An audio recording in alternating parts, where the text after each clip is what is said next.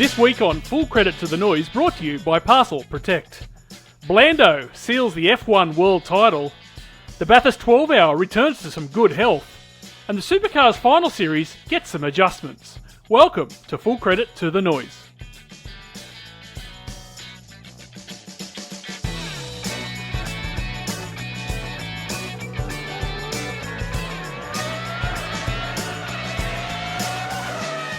Well, hello, good morning, good afternoon, good evening, and welcome to Full Credit to the Noise. You can find this podcast on Twitter, Instagram, Facebook at FCTTN Podcast. You can find me on Instagram, Twitter, Blue Sky, and Facebook at former_legend. You can find the work across me on Twitter at AVL_motorsport. He's on Instagram at AVL.motorsport. He's a man who this week backed England to win the Ashes 3-2. He has spent all of today twirling his Lando Norris umbrella, and tonight he's wearing a pair of Oakley meta glasses, which are definitely not creepy at all. Welcome to Speed Cafe's Andrew Van Leeuwen. Hello, Former. I am still somehow on the road, if you can believe that. After all these weeks, I haven't managed to make it back to Where do you call home these days? Yeah, look, I don't even know anymore. So I'm actually in Melbourne. I'm at our producer / good friend Grant Rowley's house right now. So It'd be hard to get a drink there, you'd imagine. Yeah, no, it will be difficult. But the epic journey continues. But the end of the season is in sight. Well, we've battled technical difficulties for the last 30 minutes, and hence. Yeah. I'm looking like I'm performing fellatio on a road mic, which is fantastic. I have been complimented for my abilities. What happened this week? Well, the biggest story is the F1 title. 1,457 days Max Verstappen had held the World Championship, but no longer, because Lando Norris is the 2025 F1 champion. It was Max from Lando and Oscar in qualifying, and then... Oscar sat out FP1 AVL, which I thought was curious timing. Would you have just copped the fine and just put him in FP1? How does that work? No, I don't think so, because it is the way that the rules work, but they also do quite carefully select the sessions that they do sit those drivers out, and that being a daytime session for a nighttime race, It's kind of not overly representative. So, it is actually pre-planned how they organise which ones that they do sit out. And if you think back, you look back to Austria, where Lando had to sit out FP1. They'd chosen that session for him to sit out. That was right after Canada, where he'd obviously had that disaster where he sort of piled into the back of Oscar at one point there. And it didn't really matter, it's that they do still gather a heap of data and kind of can rebuild from it fairly quickly. So I think the optics of it were kind of worse than what the actual sort of ramifications of it were, if that makes sense. So, I think that's why they did it. It's not an overly representative session, so it's a good time to actually have your primary driver on the sidelines. It seemed to sort of... Well, it took a while for Oscar to warm to the weekend, which isn't unusual, let's be honest. That's not the first time that's happened. But, I was just watching it thinking... Maybe copping a fine and letting him drive around might have been a good idea. But like you say, daytime running, old tyres more than likely. Pato Award kept the thing on the straight and narrow. That's probably the most important thing. So we got to the race. We saw Max hit the lead from the outset and just basically take off and not back up the field as many suspected he might have. Oscar grabbed Lando at turn 9 on lap 1 in what was a cracking move, and then Lando just basically hovered around in third for much of the race. He did have to pass cars after the pit stop, including Suzuki Vitara in the grandstand. He passed him about 4 rows back. But that's how they pretty much finished Max from Oscar and Lando. Let's talk about the move that Suzuki Vitara and him put on each other. Do you think the stewards got it right by giving Suzuki a 5-second penalty and giving Lando nothing? Probably. I didn't actually think what Tsunoda did was that bad, because you are allowed to break the toe, and that's initially what he was sort of doing. But I guess in the context of the whole title fight and the fact that, and we've just been through this with Supercars as well, with the Ryan Wood and Brock Feeney contact and all that sort of stuff. When you sort of weigh up the context of this sort of stuff, it's probably makes it a slightly different argument, because clearly Tsunoda's job was to try and hold him up as much as he could. So I think a 5-second penalty, remember that's the sort of lightest sort of slap on the wrist that you can possibly get, was probably about right in that case. But the race just kind of played out as it was going to play. As you say, it was sort of interesting that Max didn't try and kind of back the field up a little bit. But I think that as much as Oscar's move on the first lap was fantastic, like he was on a totally different strategy, and it probably protected that from happening because Max kind of couldn't back Lando up too much because there's a car in between them all of a sudden. So I think it was probably a bit of smart work from McLaren to try and set it up that way and sort of protect. Like, I feel like Lando was more protected in third place than he would have been if he was in second place and sort of directly sort of fighting Max. So, yeah, look, it was a tense title showdown. Probably not what the entire season deserved, given just how fascinating it's been, the way this battle has sort of seesawed and all that sort of stuff. But at the end of the day, like, and I know that, you know, you're going to tease me about this, but Lando really did enough. Like, he did enough. He stepped up when it mattered. And if you think back to Zandvoort, like, I sort of feel like Zandvoort freed him up a little bit because it kind of put him so far on the back foot. And he's obviously a driver that does have a tendency to get in his own head, and he talks about that. You know, he's quite open about that. It kind of put him on the back foot to such an extent through circumstances that were not his fault at all, that I almost feel like that just freed him up. Like, he was suddenly almost, like, he was the outsider to win the title, but he hadn't ended up there through any mistake that he'd made. And it kind of just built him up. And he just, from there, just was just driving with this sort of freedom and just, you know, and that makes a big difference when you can kind of just free yourself up, free your body up to drive the car, be more aggressive with how you manhandle the car.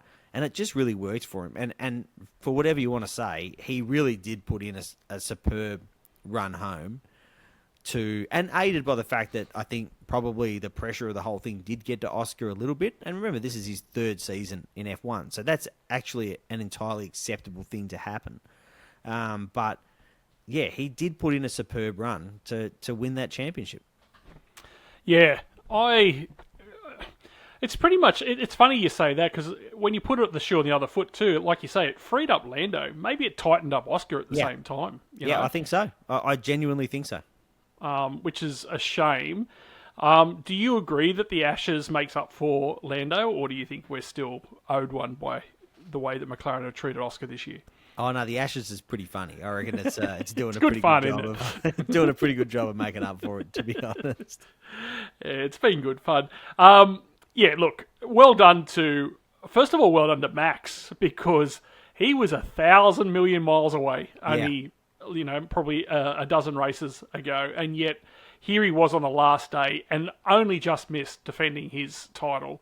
So that was extremely well done by him. Well, if you think about a couple of flashpoints there, I mean, obviously Barcelona's the obvious one where he just had that complete brain fade and, you know, ran into George Russell when he was trying to let him through and really cost himself a bunch of points there. But then also Austria, where Kimi Antonelli came from a mile back and clattered into him, and it really felt like his championship was done and dusted in that moment. Like, the McLarens were so fast at that point.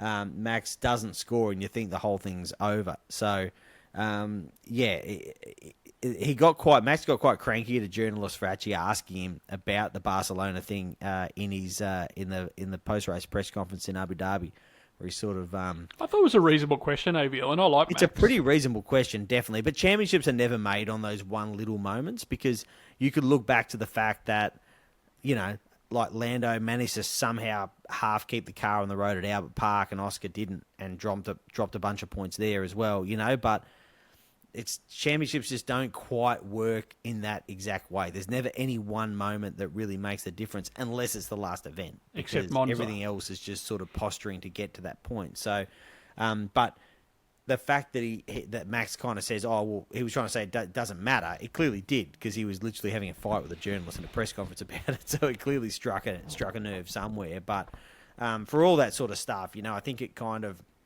and we'll see what happens next year. Like, obviously McLaren pressed pause on the development of that car at some point towards the end of the season, and the Red Bull did seem like the better car Qatar aside, where it was obviously incredibly fast, the McLaren package there, but did seem like the better car, and that there's been a bit of divergence in the way the two teams have gone about it, but they did do an exceptional job of rescuing that season, Red Bull and Max, and to end up actually so close to that fifth title, where it just seemed impossible mid-year, is still mighty impressive. Let's not forget, this is a team that sacked its CEO or whatever. What role was Horner? But the manager of the place midway through the year, and for them to just turn the whole season around.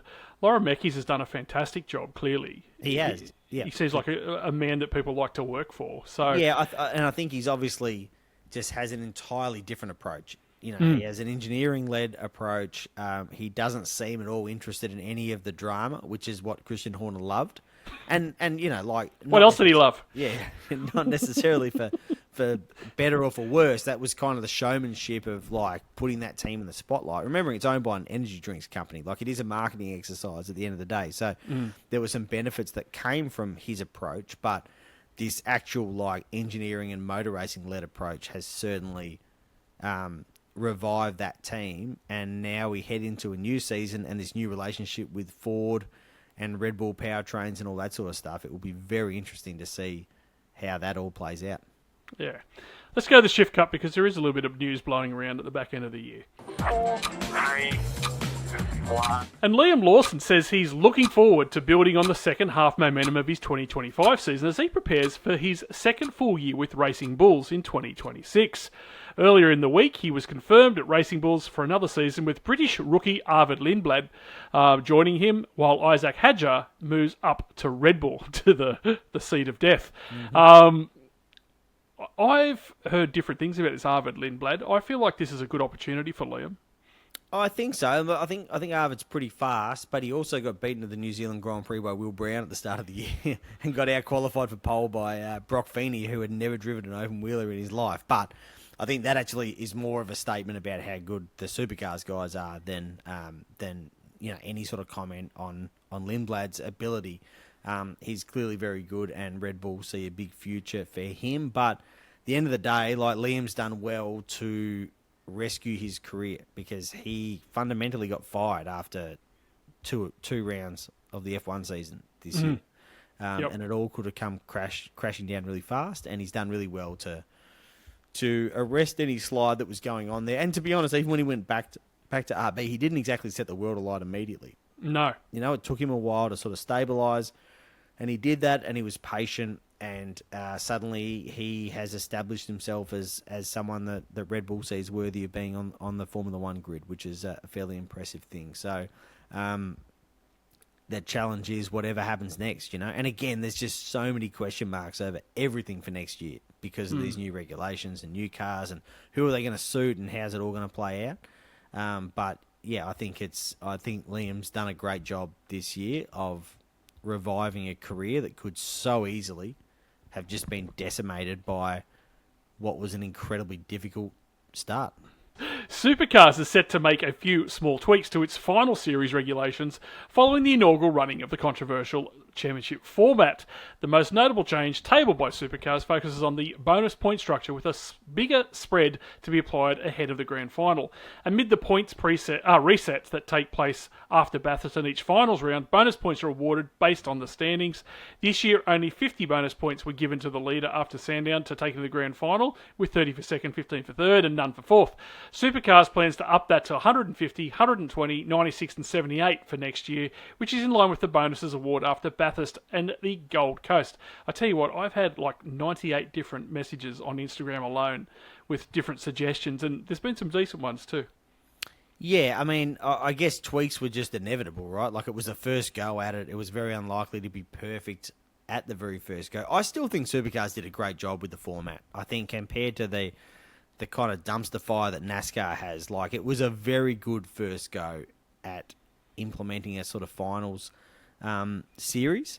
This change, it kind of feels bigger than it is, because you're talking about going from sort of 50 bonus points to 150, but the actual spread's not that much different, because it's 150 to 120, but it just opens up a little bit more of a gap, and obviously just gives whoever comes into that round as the series leader a slightly bigger advantage. And I think that is a good thing. Like we can find a kind of nice, happy little medium ground here between a traditional format and a finals format. What I hope doesn't happen is that we just kind of end up, you don't want to end up in no man's land. Like, if you're going to do it, commit to what you're doing.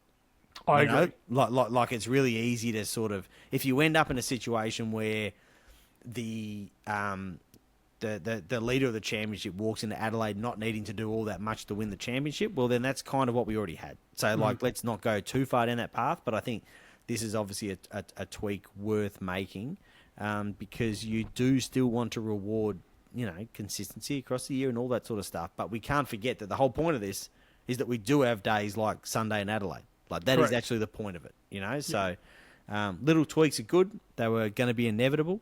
But I just hope we don't get, and that this isn't a case of that, but it really, we need to embrace, if Supercars is going to commit to this, and given the fact that the Adelaide deal is basically built around committing to this, it is going to, then just commit to it. Like, just live whatever happens, in the next few years. Yeah. As we probably suspected, Will Davison was announced at Penrite as a part of their Enduro lineup. Bloody good get from them, let's be honest. Geez, AVL, I said this last week, I'll say it again. Geez, things changed from Bathurst. We thought we were pretty much on the money at Bathurst, and it's just moved around to the point where we've got two supercar or former supercar drivers there, but both will give the race, or both races, a pretty fair shake, so it's a pretty strong lineup for them. Speaking of Enduros, the Bathurst 12-hour organisers have confirmed an entry of at least 30 cars for the 2026 edition. As it stands, the entry list is the largest since 2020 at this time of the year. That year, 34 cars took the start. Organisers have confirmed this year's race will be a multi-class affair with GT4 and invitational entries lodged. Entries remain open until January, and a full entry list will be published thereafter. Early indications are that Mercedes will be well represented with at least 10 AMGs on the grid, including Craft Bamboo, who have confirmed they're bringing 2 cars over. Other brands confirmed for the race include Corvette, Ferrari, BMW, Audi, McLaren, Porsche and Lamborghini, and Chery. Last year's Bathurst 12-hour winners, Team WRT, have not confirmed their entry.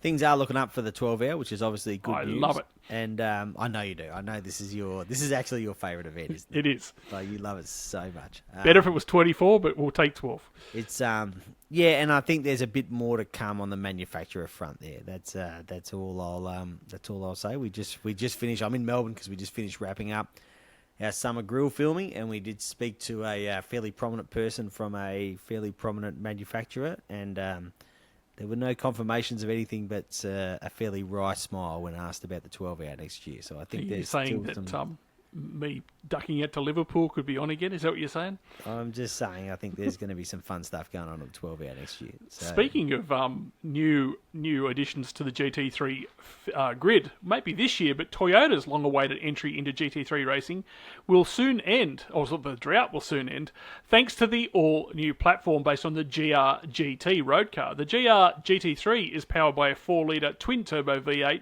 that has many of the same structural components as the GR-GT. Toyota said the new GR-GT aims at being chosen by both professional and gentleman drivers who want to win, as well as being easy to drive for anyone behind the wheel. Have you seen this thing? Yeah. I like it. Yeah. I don't know what it looks like, but I like it. Yeah. I thought you would. Yeah. So that's I think there's still there's a couple of years until this thing comes online. Is that right? You'd imagine, yeah. Yeah. So it's not a sort of immediate thing, but again, imagine if we had all of our supercars manufacturers taking part in the 12-hour as well, and all sorts of drivers and teams lending a hand to it and all that sort of stuff. Just imagine. Could be a whole bunch of fun. In an extraordinary move, mate, talk about flogging a dead horse, TCR Australia will return in 2026 with a 5-round series exclusively at the Bend Motorsport Park and Malala. The announcement comes on the back of a troubled 2025 during which TCR Australia attempted to race at Taupo, Wanneroo, One Raceway and Winton. The series eventually got going with its only one event on home soil as part of the Bend 500 supporting supercars. Oh, AVL. I mean, it's nothing. it would be great. Let's be honest, but nothing against the Bend or Madeline. Obviously, this is a Shaheen driven thing. They own both of those circuits, and it's good to bring good events to those circuits, particularly to Madeline. Like it's anything that's going to promote some investment in that place because it is actually a great little circuit, and the facilities could do with a bit of a tidy up, and that is what the Shaheens will do. Yeah, we've sort of seen this before, even with I think there was a bit of involvement with this kind of Formula Region or AU4 or whatever it sort of is, the open wheeler thing that the Bend had a hand in as well. So I never really want to speak badly of, when you have sort of private investment in national motorsports at that level, but I just also feel like we've kind of done this TCR thing as much as we can possibly do, and it really doesn't work here. Like, that's just the reality of it. Feel like it's a bit like Bonnie Blue. It's been done from every angle, AVL, and we still haven't found a solution. So, finally, in an opportunity for Speed Cafe and AVL to open up their wallets and get their short little arms down into their deep pockets, Pheasant Wood Circuit is up for sale. 2 hours south of Sydney. It was opened in 2009 as the Marulan Driver Training Centre. The facility was designed to offer asphalt and dirt experiences. The circuit was purchased in 2016 by Steve Shelley and underwent a series of upgrades, including a 1.6 kilometre 9-turn circuit licensed by Motorsport Australia, the fully operational race control tower, CCTV network, and complete circuit surveillance, plus a 4-bedroom residence. Price is upon application, AVL. You'd have it in your ashtray, they reckon. Yeah, absolutely. Yeah, no stress at all. That's imagine having your own racetrack like that. Full credit to the Noise Park. How good how good would that be? Yeah. All right, we'll go to a break and we'll come back with the end of year report card for Supercars. Full credit to the Noise. Winter could spell bad news for your vehicle's battery. Here are 3 maintenance tips from the battery gurus at R&J Batteries. 1. Avoid frequent short trips to keep your battery at a healthy state of charge. 2. Keep the battery terminals clean and corrosion-free. 3. Avoid running your accessories with the engine off for too long. If your battery is 3 years or older, it might be time to get it tested for free at your local R&J Batteries. R&J Batteries. Power like nothing else. Yes, welcome back. I thought we'd do an end-of-year report card in our penultimate episode for 2025. 25, geez, nearly got that wrong. So I'm just going to go through in championship order. Yep. We might skip a few for a few of the ones that probably aren't going to be most exciting, but you're going to give me a grade as if they were in your class at school, AVL, and you can comment if you want. Let's start with Chazzy. What grade are you giving him? I'll give him an A because he won the championship and he really stepped up when it mattered. They were inconsistent. Well, he was inconsistent at times this year. They talk a lot about, and when I say they, I mean Walkinshaw and Andretti United talk a lot about this kind of plan they had and how they, sacrificed some results along the way. I don't know if you can put all of the inconsistency down. I was going to say that sounds like a great story. I'm not going to lie, but you can't argue with what happened when the final series came along. Yep. And he didn't finish outside the top 4 once, and he only finished outside the top 2 twice. So, he only finished outside the top 2 once as well. So, pretty impressive. Got the job done when it mattered. Held his nerve. Had some good help from his teammate. But, when you can put together a campaign like that at the part of the season where it does matter, pretty impressive. Yeah, I'll give him an A-. I mean, he's like that kid at school that was just plodding along and then all of a sudden with HSC just in the background started to absolutely fire shots across the bow. By the way, that wasn't me, AVL, if you're asking. So, yeah, A- for me as a yearly grade, that is. Yeah. Will Brown somehow finished second. That does feel insanely unfair, to be perfectly honest. Yeah. Once again, outshone Feeney. What grade do you give Will Brown and he's the whitest feet in Australia? Maybe a B+. Obviously just got, at the end of the day, he got pretty comprehensively beaten by his teammate. I don't think that's any sort of secret to anybody, including himself. But he put in some fantastic drives for the season as well. Absolutely. Sort of self-inflicted by not qualifying well, and that is something that does need to be sorted. But yeah, still, he got himself into the Final Four, despite the fact that making the top 10 in qualifying seemed incredibly difficult for him. So, Not a disastrous season at all, but certainly kind of what we thought was going to happen last year, which was that, he was going to come into Brock Feeney's house and Brock was going to make life really hard for him. Happened this year. It just sort of happened a year later, and he was very clearly the number 2 driver at Triple Eight. Would have been handy for Will to go over and qualify for Lando on the weekend. That might have mixed things up a bit. I'll give him a B+. I mean, he was racing-wise amazing. Qualifying, absolutely dog poo. Brock Feeney is ran 3rd out of all this. I'm just going to say straight up, A+. Yeah, no, A+ for sure. Like, didn't do anything wrong. They had that bit of a wobble around enduro time. Him and Jamie didn't really fire in the long distance races, but generally speaking, just like phenomenal, an absolutely phenomenal. Like, and he really, I think everyone's very nervous about it. And I'll be honest, I reckon there should be 23 other drivers that are very happy that finals exist, because like, we could be facing a very long run under a traditional format of that guy being unbeatable. That's the reality of it. So. Really stepped up and showed just how good he is. I guess because he's kind of been this Triple Eight lab rat, it's always hard to sort of, like, it can be difficult to get a read on just where does it lie in terms of just natural talent, or is it just environment built around him and all that sort of stuff. But I think this year he actually just stepped up and said, nah, I'm just insanely good at this. Yeah. And potentially like on a different level. Mate, he was almost everyone else. So it was an incredible season, and that will be remembered regardless of how the actual championship played out. Like, he still did amazing things. Yeah, qualifying alone was just an absolute, just a one-man show, really. Yeah, and in the Gen 3 era where it is so hard to do that, that was an exceptional... That was almost the most impressive part of his year. Yep. Was the fact that he was so dominant in qualifying, because it's so difficult to do. What about Kai? He ran 4th. I've got him at a B. That sounds harsh, actually, now I sort of think about it, because he did have... I don't know, it was just such... He kind of didn't burst out of the blocks, right, for his rookie season. Like, it didn't sort of...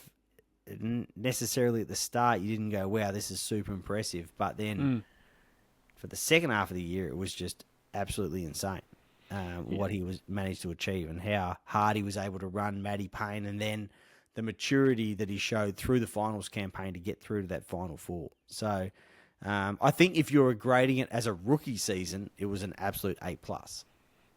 Yeah, well, that is very true. I was just thinking that as you were talking. Do you grade it as that, or do you grade it overall? It's a B+ or an A- for me, depending on which way you want to look at it. Yeah. What about his teammate, Matty Payne? Probably between him and Brody, they found out the harshness of what a final series can do. Yeah, I mean, I'd still put him at like an A-. Like, I think he had he took another step forward again. Obviously... I don't want to say met his match in Kai, because he was ahead of Kai and he was, really knocking on the door of the top 3 and then the top 2 of the championship as the season wore on. But certainly it's not like it's a complete domination on one side of the garage at Grove Racing. But yeah, just a massively impressive season, really. Won 2 of the biggest races of the year in Bathurst and Adelaide. That's exactly right. And I guess Bathurst, the kind of the tricky part about Bathurst is they qualified so poorly there. It kind of took the rain. The rain really helped get him in contention. They didn't actually cross the line first, so it wasn't a, if he'd gone and qualified on pole at Bathurst and driven away from everyone, you probably have a slightly different kind of grade there. But in saying that, it's not. There's no negative to the grade that I would give him. Like, that was an incredibly great season. Yep. And you can't help but feel that there's plenty of Supercars championships in that guy's future.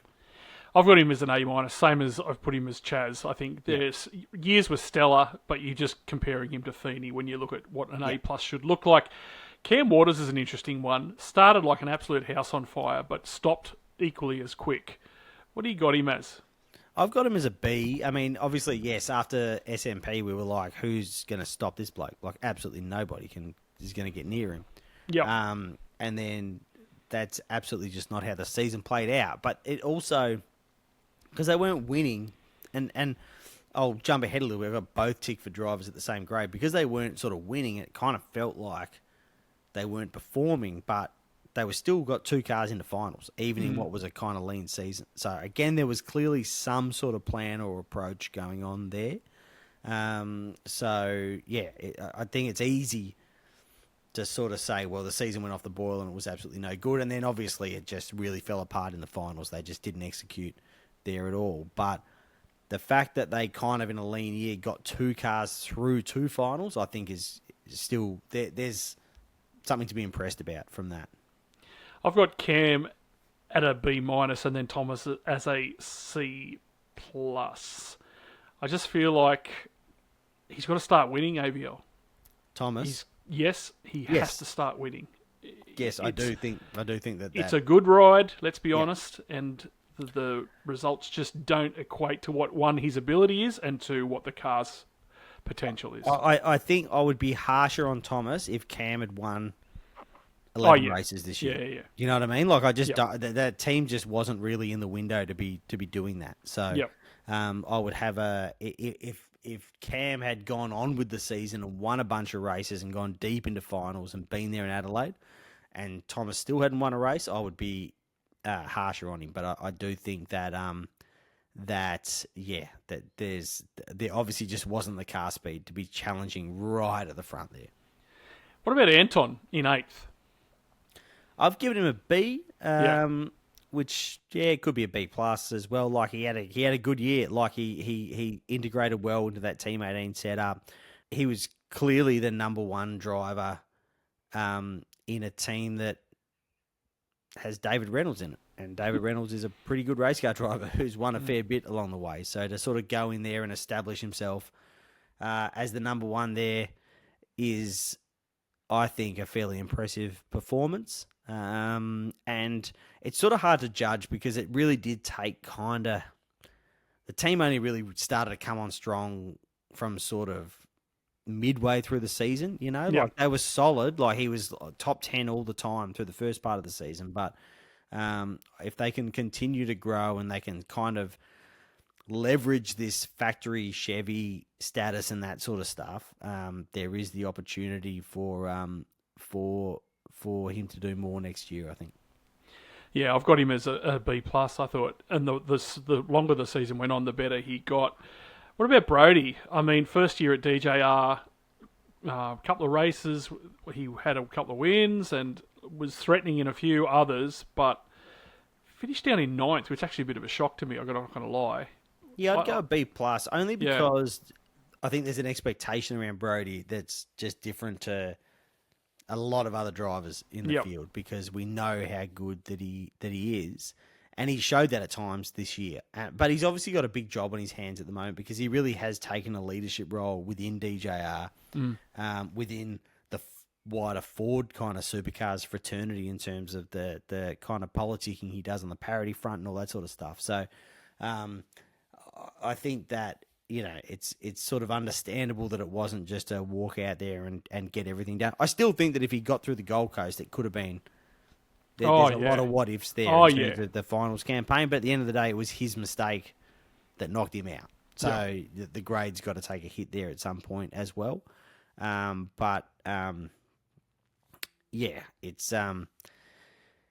was a difficult season to read for Brody, to be perfectly honest. But there's so much going on in the background that I think that's what sort of muddies the waters a bit about just looking at results.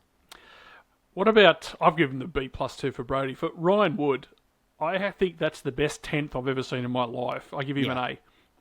Yeah, I'll give him an A as well. I think for a second season to become a race winner, to become someone that can have such an impact at the front of the field, like, you know, park whatever happened in Adelaide aside, like I think that's part of him, mate. I think he's a hard racer. Yeah, he just has so much star power, and he's just got an amazing future, not just as a, you know, in terms of race driving and race results, but in terms of actual, like, what he can do to market this sport and what he can do to drive the sport forward and all that sort of stuff. So the fact that he has become a match for Chaz Mostert so quickly when no one else has been able to come into that team and go near Chaz, I think says everything. Yep. He's 21 years old. Like he just Insane. The future that guy has ahead of him is just so exciting, and not just for the team that he's with, but just for the sport as a whole. You know what I mean? Yep. Like Yep. it's just Yep. he can do so much for this for this sport and this category. That's really exciting. All right, we'll go through the next lot. I'll probably just pick out the ones that I think are interesting. Just without comment, just give me a grade. I've got Andre Heimgartner in 11th. I say C+. Yeah, I said the same. Yep, no, he kind of got results when they were there. That BJR were just so inconsistent, even across their own 4 cars throughout the season. But like the podium on the Gold Coast showed that he can still certainly he can get the job done when it's there to be done. Cameron Hill, I've got B. Yeah, I'll go B. I mean, won his first Supercars race, kind of, like that's, I don't care who you are or what the circumstances are, that's a pretty impressive thing to do. Reynolds, I've got a C+. Yep. Yeah, it sort of rescued his season with a good result at Bathurst, but had a tough one, no doubt about it. But still did enough. Came good at the back end of the year, AVL. Yeah, no, did enough to earn that renewal when, Yep. there were times where it felt like his seat was definitely under threat. So certainly came good at the right time of the year and got some important results. DJ Jimmy G Golding, I've got as a C. Yeah, I'd maybe go a B. Like just again hard. That team just didn't fire this year. They went backwards, and I think it's put a lot of pressure on them for next year. But there's obviously some massive changes going on there. But I'm not sure that it was. Yeah, well, who knows? Like again, just very difficult to read. Bryce Forward, I've actually got as a B-. Actually, for some reason, He had a good year. Yeah, I think so. He had a think good so. year. He really got some results when the other BJR cars weren't getting too much. So I had Bryce at exactly the same. I actually think he had a pretty stellar year. The shock retirement of Nick Percat in his final year, I've given him a C+. Yeah, I'd probably give him a B. Or like he's still so fast. When it's all working, he's just still so quick. But I'm looking forward to seeing the next phase of his career in that 888 Enduro drive. Jack LeBrock, I'd go with a C, maybe. Like again, kind of hard to read. Like Erebus's form was a little up and down. So yeah, just in the middle somewhere. Yeah, I'd go around the same. Cooper Murray, I think it was a bloody good year, and yet I'm surprised he's so far down the list. I've got him as a B-.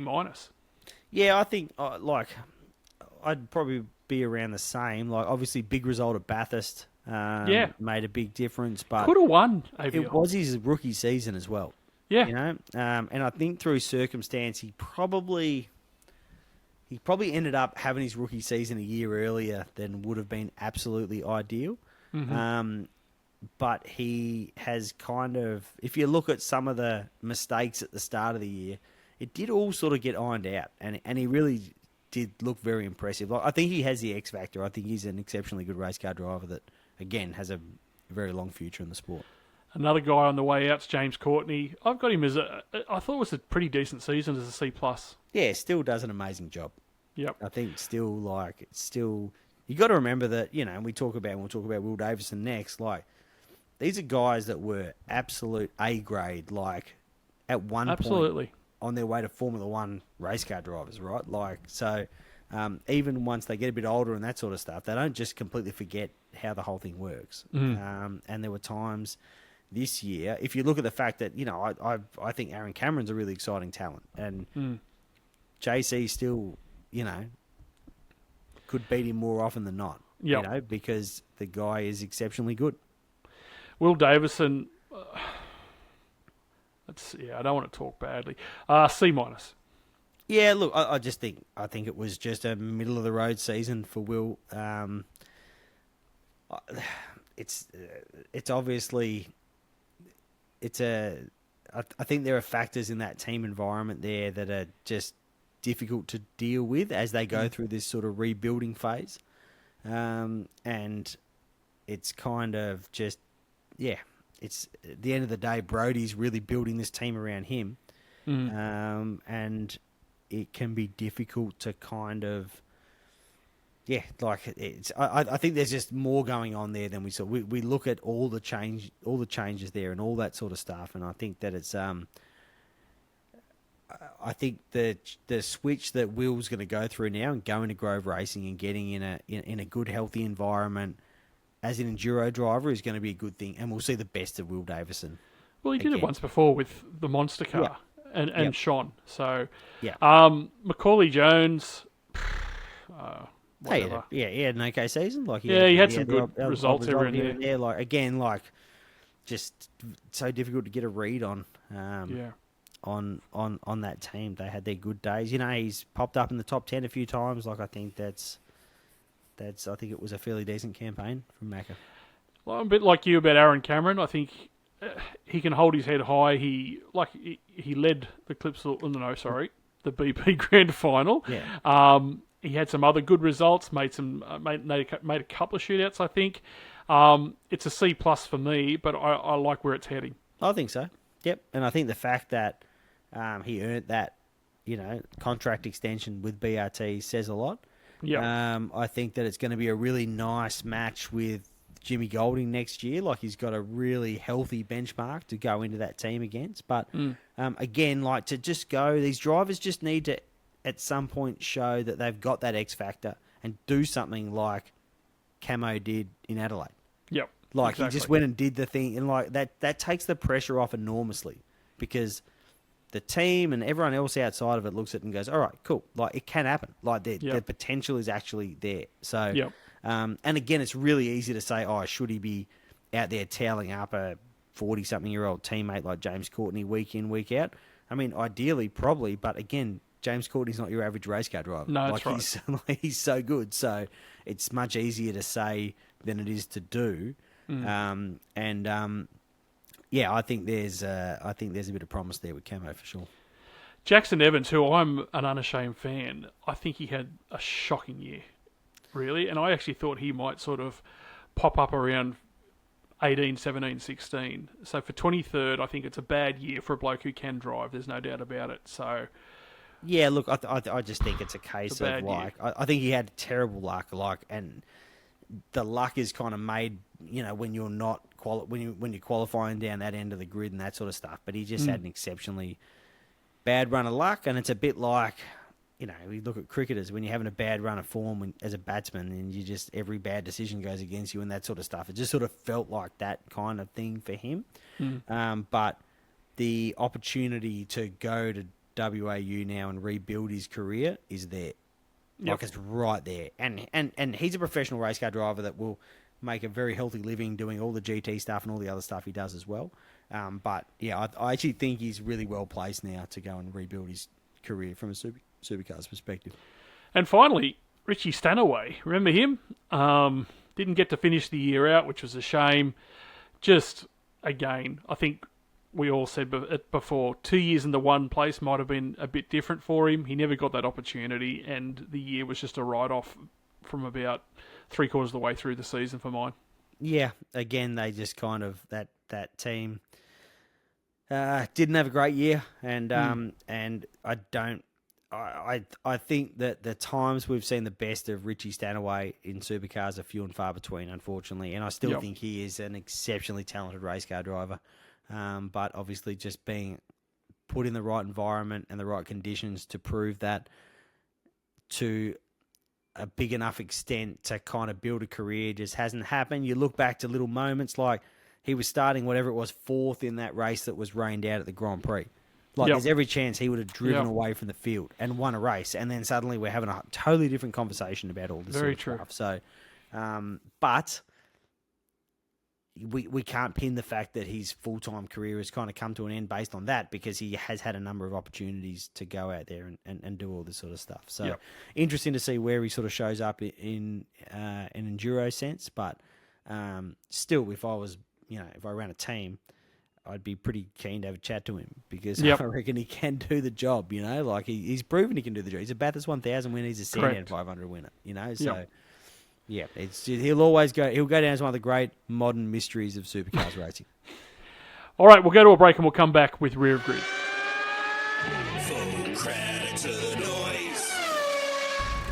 If you're out there forklifting, bobcatting, jackhammering, backhoeing, trenching, digging, drilling, and persuading, you want to know that if anyone is thieving your stuff, that your insurance company will be timely with approving.